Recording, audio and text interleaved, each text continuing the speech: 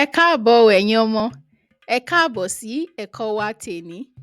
Lénìí, a máa kọ́ nípa àwọn oṣù tó wà nínú ọdún. Oṣù mélòó ló wà nínú ọdún?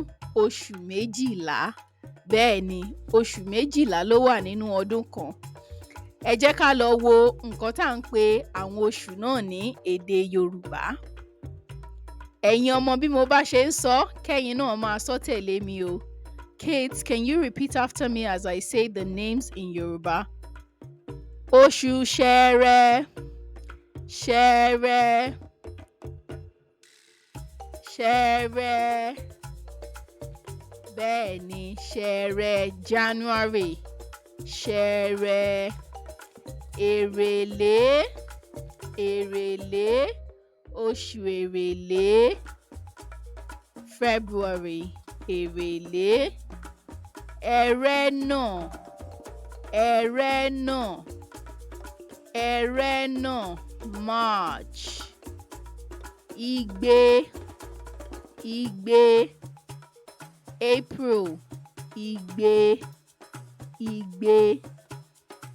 Èbìbí, Èbìbí, oṣù Èbìbí. May. Òkúdù, Òkúdù, Òkúdù. June.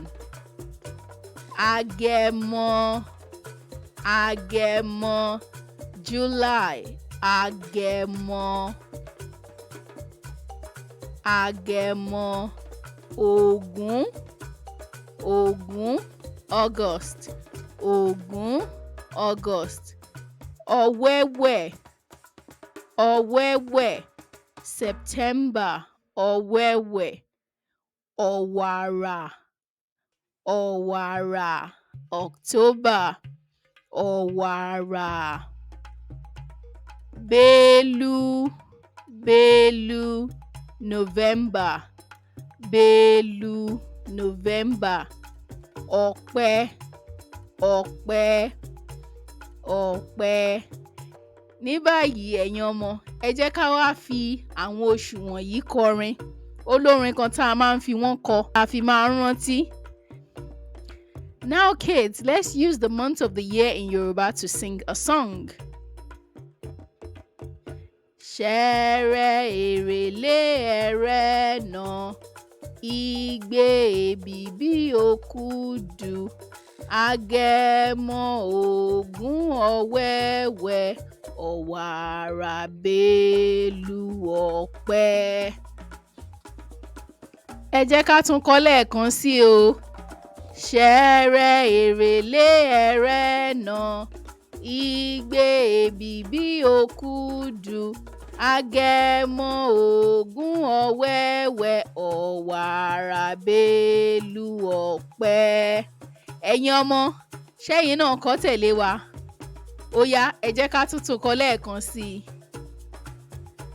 Ṣẹẹrẹ, Èrèlé, Ẹrẹ́nà, Igbe, Èbìbí, Òkúdù, Agẹmọ, Ògún, Ọ̀wẹ́wẹ̀, Ọ̀wàrà, Bélú, Ọ̀pẹ. Ẹ káre ẹ̀yin ọmọ, ẹ ṣé gan ni. Lénìí a ti kọ́ nípa àwọn oṣù tó wà nínú ọdún.